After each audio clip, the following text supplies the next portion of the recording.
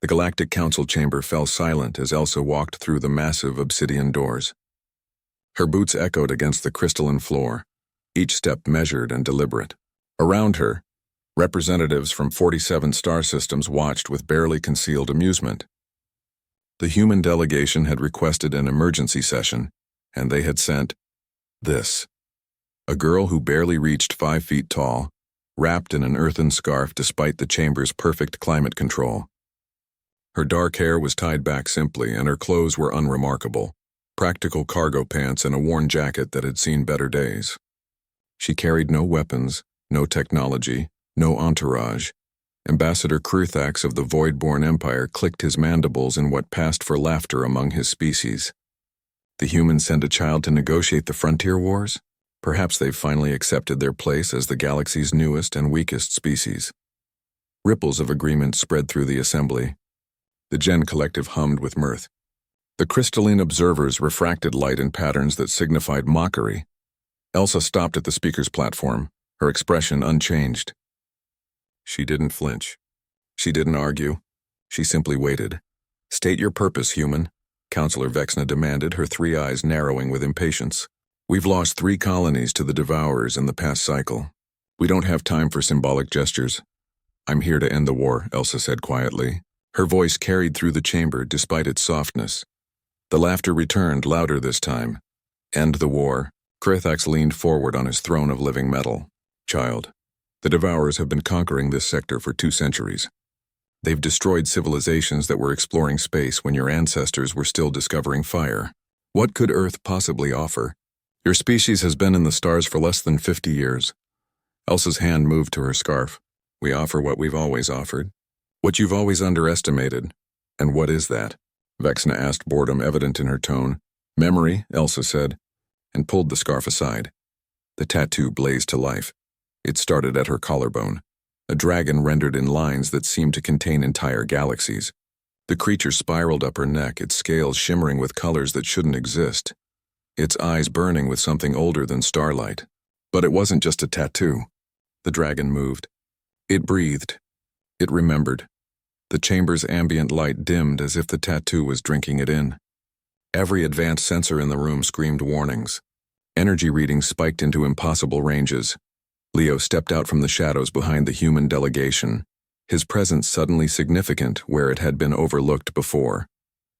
His own jacket collar glowed with matching fire, a phoenix rising from flames that seemed to burn through dimensions. "What is this?" Vexna rose from her seat, her diplomatic composure cracking. "Humans are young to the stars," Elsa said, her voice steady even as the dragon on her skin spread its wings. "But we're not young to war, not young to suffering, not young to survival against impossible odds." The tattoo pulsed, and suddenly the air filled with images, not holograms, but something deeper. Memories made manifest, Earth's history unfolded before the Council. Not the sanitized version in their databases, but the raw truth. Civilizations rising and falling. Empires that made the Galactic Council look like children playing with toys. Wars that consumed continents. Weapons that split atoms and bent reality itself. "We destroyed ourselves a dozen times over," Leo said, his phoenix tattoo burning brighter. "And every time we came back, we learned, we adapted, we remembered." The dragon on Elsa's skin roared silently, and the memories shifted. Ancient dragons from human mythology appeared, but these were different. They were warnings, lessons, stories encoded in art and culture about the dangers of unchecked power and the price of survival. "These tattoos," Elsa continued, touching the dragon gently, "are biotechnological archives. Every human who goes to the stars carries them. We encode our history, our wars, our mistakes into our very skin. We make ourselves living libraries so we never forget what we're capable of, both creation and destruction." Kruthax's mandibles had stopped clicking. His species had ruled for millennia, but they had no equivalent to this. No way to carry the weight of history so intimately. "The Devourers conquer through fear," Leo said. "They assume young species are ignorant, weak. But humanity spent 10,000 years fighting ourselves. We've seen every tactic, every strategy, every atrocity. We documented it all. We carry it with us." Elsa's dragon tattoo expanded, its form growing until it seemed to fill the chamber. Within its coils, battle plans appeared. Human strategies adapted from thousands of years of warfare, modified for space combat, enhanced with understanding of psychology, logistics, and the breaking points of civilizations. "We know how to fight the Devourers," Elsa said, "because we were the Devourers once. We were conquerors and colonizers and destroyers. We learned those lessons in blood, and we wrote them down in fire and ink so we'd never lose them." The council sat in stunned silence. Vexna finally spoke, her voice barely above a whisper. "You're offering to lead the defense?" "We're offering to end it," Elsa corrected. Her dragon settled back into her skin, but its eyes still glowed. "Not through more war, if possible. We know how empires fall. We know how conflicts escalate. We know how to find the pressure points, the diplomatic solutions, the paths to peace that look like defeat, but lead to survival." "And if peace isn't possible?" Hrthax asked. Leo's phoenix spread its wings. "Then we know how to win wars that should be unwinnable.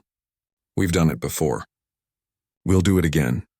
Elsa pulled her scarf back into place, covering the dragon, but everyone in the chamber knew it was still there, watching, waiting, remembering.